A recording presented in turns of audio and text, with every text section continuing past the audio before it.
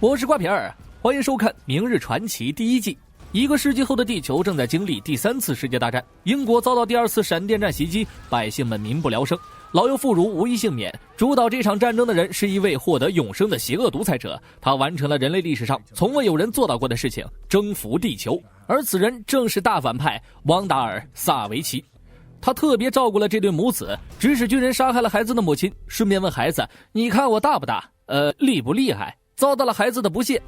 在时间之主委员会，身为时间之主的瑞普不忍看到地球同胞灭亡，他请求驾驶时光飞船穿越时间回到过去，灭了那个瘪犊子。但管理者们坚持自己的想法，大家的工作是维持时间秩序，不能做除此之外任何违规操作。然而瑞普一意孤行，驾驶着与他合作了10几年的程波号潜逃，独来独往的他这次需要一支队伍，踏上了寻找坑逼队友的不归路。第一站位于21世纪的星城，首位征募者原子侠雷。此时他正在和奥利弗连线，穿梭在某机器线路板内。尽管如此，还是被发现了踪迹。变大后3拳2脚抡翻了路人加以丙丁。瑞普在他身后突然出现，一个闪光灯晃晕了他。第2位征募者位于西藏某咖啡厅内正在喝酒的 Sarah， 刺客联盟前成员，曾和奥利弗一同坠入炼狱岛，刚刚死而复生，脾气暴躁。他身后的路人胖正在轻薄一名女子 ，Sarah 路见不平一声吼，该出手时就出手，3下5除2的把这些人解决掉。之后这位大哥出现，一个闪光灯晃晕了他。第3位火风暴，位于中城，拜瑞的新伙伴，由一老一小组团出道。年轻人曾是一名汽车修理工，负责操控身体；老爷子是一位物理学教授，负责逼逼。解决掉对手之后，2人发生了争执，还未分出胜负，又被这位大哥一枪晃晕了过去。第4组成员是一对转世情侣，鹰侠与鹰女，2人忽闪着大翅膀出现在镜头前。查亚拉刚刚得到超能力，还未适应，所以合作过程中出现了些许摩擦，可能因为胡夫抱着那个女孩才导致他吃醋。2人称自己是半神，但还是被未来科技给晃倒。最后一组冰火2重天兄弟组合，他们除了好事啥都干，2人靠着手里的武器叱咤江湖。这次抢劫的目的是喂了一箱尿不湿，怕是连油钱都不够啊。在跟警察逮下户的途中，瑞普突然出现在前方，8人最终聚集到一起，不过都是横着过来的。大家纷纷醒来后，瑞普出现，介绍自己是来自未来，此行的目的是为了解决 The Big Trouble 萨维奇，因为他即将毁灭下一个世界的世界。胡夫和查亚拉说萨维奇明明被他们和闪电侠、绿箭侠一起联手灭掉了。瑞普告诉他，除非你亲手给他致命一击，否则他只要有一个细胞在就可以再生。当年萨维奇死在英雄们联手之下，但事后被马尔科姆收进骨灰盒里，把你骨灰都给你养了，这也成为了他卷土重来的契机。又说着萨维奇在历史长河上不断积攒着自己的邪恶势力，最终在下一个世纪爆发，并且统治世界。自己的使命就是组建一支精英队伍，和自己一同穿越时空回到过去，在萨维奇变成魔鬼之前解决掉他。兵兄说自己的简历上没有写英雄2字，你找错人了。霍蒂表示同意，2人正准备离去。瑞普义正言辞地告诉大家，虽然你现在瞧不起这个头衔，但在未来的时间线上，在座的各位不仅仅是英雄，而是狗传奇。对，大家对传奇这样的身份感到质疑，因为只有死人才会被这样称呼。黑人小弟当场宣布退出，然而他并不在乎各位的想法，告诉大家对自己的未来知道太多，对身体不好，就给打发了，顺便记得多喝热水。给你们看看150年后世界的样子，众人沉浸在硝烟弥漫的战火世界中无法自拔。瑞普趁热打铁说，这个世界上有很多人，而我只选择了你们8位，请你们不要辜负我和这个世界。一番演讲过后，他感觉自己行了，留下明信片告诉大家，准备好后事之后联系我哈，便离开了这里。接下来就是每伙人的心理历程。首先从原子侠雷说起，他上来就抢了绿箭侠一个人头，还顺便捧了一下他的臭脚。他们聊了聊关于暂时离开的这件事儿，顺便和大家打声招呼。奥利弗最清楚萨维奇有多难对付，然而斯纳特和米克竟然也在其中。雷表示自己对瑞普船长一无所知，唯一知道的就是他来自未来。奥利弗不赞成他的提议，此次旅程充满了未知与危险。最后2位侠套个的结局是原子侠获胜。曾经他即使辉煌，也只不过白驹过隙，没有世人记住他。况且他在世人的眼中死过一次，这个机会对他来说很重要，要么继续被人遗忘，要么成为传奇。鹰女想逃离这里，被胡夫套给断。他们翻出了4000年前的旧账，一顿争吵。情侣2人经历被萨维奇杀死的206次，女方表示，一想到死了那么多次，我就来气。胡夫说那干一架吧，于是2人在屋里张开了大翅膀。Sarah 和姐姐 Laura 说自己不想去，因为自己刚刚复活，现在还在做康复训练，上来就要我去打 BOSS， 这不是拿我给他刷经验玩吗？但姐姐告诉他，你该去，我们不能仅仅只做活在黑暗中的英雄。姐姐还为你准备了一份礼物，你看摘下面具做那个让世人皆知的白金丝雀去吧。冰火兄弟只想做一些别人做不到却又害羞去做的事情。我说的是抢劫。火帝表示自己对这个提案没有兴趣，因为自己只想抢劫。哼，真是胸大无脑啊！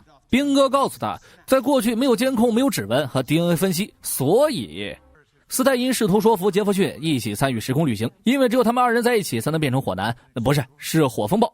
况且这样的机会实在是难得。然而杰弗逊告诉他，我还小，我还有大好的青春，我不想死得太早。斯泰因表示理解，既然如此，那就让我们分别吧，干了这杯蒙汗药吧。一伙人再次聚首，瑞普展现了他的时空飞船乘波号，大家跟随他一起上去。火帝也很好心的帮了老爷子这个忙，大家首次聚集在飞船内，团结友好以及对这艘飞船好奇的氛围充满了房间。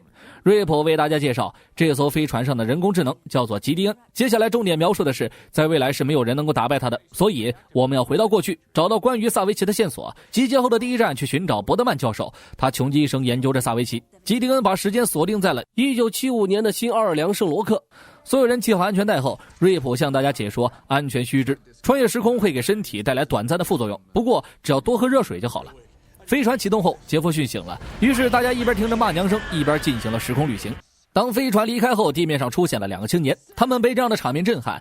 与此同时，时空猎人出现，确认了2位的存在是多余之后，biu biu 2枪把他们化为了人间蒸汽。飞船到达之后，继续隐匿在地面之上，大伙明显出现了一些副作用。黑人小弟表示我想回家，瑞普告诉他再有41年就能回去了，坚持下哈。随后下达了指令，萨拉和冰火兄弟留守，其余人跟他去找伯德曼教授。仨人不愿意了。船长表示暂时还用不到你们的特殊能力，他们表示好的，但是我们不一定照做哈。瑞普催促大家抓紧时间，伯德曼教授还有不到24小时的时间就要积极了，因为在这样的时间线上，他对历史的影响最小。所有人出动，杰弗逊说要和3个打手待在一起，理由是他们没有给自己下药。来到教授面前之后，教授表现得异常欢喜，因为他研究的不仅仅是萨维奇，还有他们第一世以及每一世的身份。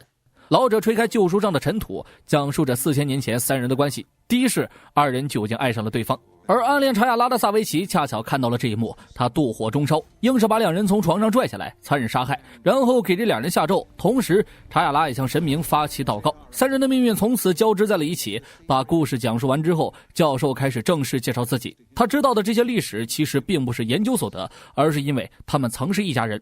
查亚拉莫名其妙捡了个满头白发的儿子。当年他们被杀害的时候，10岁的他藏在暗处，侥幸躲过一劫。长大之后就一直在琢磨萨维奇的活动地点，具体位置不清楚，但唯一知道的是他很少抛头露面，但总会接近权力中心，播下毁灭的种子。教授告诉他们，这一次他推测出来了萨维奇下一步的活动地点。3人决定找个酒吧开心一下。杰弗逊还没到喝酒的年龄，被留在飞船内。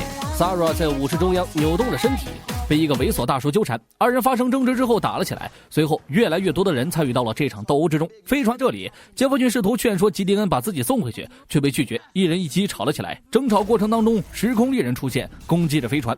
教授把他对萨维奇的研究交给胡夫。斯泰因感受到了杰弗逊的情绪，得知飞船出事，瑞普匆忙赶回。夫妻俩为了保护孩子，强迫他必须带上一起走，结果他俩率先赶到，跟猎人打了起来，其余人随后赶到。斯泰因表示他俩不合体，看样子是打不过这个怪人，于是明目张胆地跑向了飞船。猎人也很配合地使用了人体描边大法，2人顺利地溜进飞船。船长和老教授被火力压制，腿着出去喝酒的3人也顺利地开着跑车回来。全员就位后，对时空猎人展开了全方位打击。他挑了个软柿子捏，老教授受伤，这下终于知道他是怎么死的了。飞船进入时光穿梭区，暂时安全。船长一边修船一边抱怨大伙的不守规矩。英语上来就这一拳，询问他那个全身都是壳的人是谁。他没说实话。Sarah 又这一拳，他终于开始口吐真言。其实从那次离开时间理事会之后，他就不再是时间之主。这个全身都是壳的人叫做克罗诺斯，效力于理事会。然而选择他们的原因是因为他们哪怕死了也不会影响未来。自己对萨维奇之所以恨之入骨，是因为他杀害了自己的妻儿，也就是开头出现的那对母子。萨维奇毁灭了成千上万个家庭，时间理事会对此不闻不问。他为了复仇，走上了背叛组织这条道路。大家遭受到了打击之后，心情变得十分低落，有的人在打退堂鼓，有的人被激励。既然未来的我们不是传奇，那我们就改变未来如何？8人来到了瑞普这里，讲述着自己留下来的理由，于是他们踏上了成为传奇的道路。我是瓜皮儿，下期见。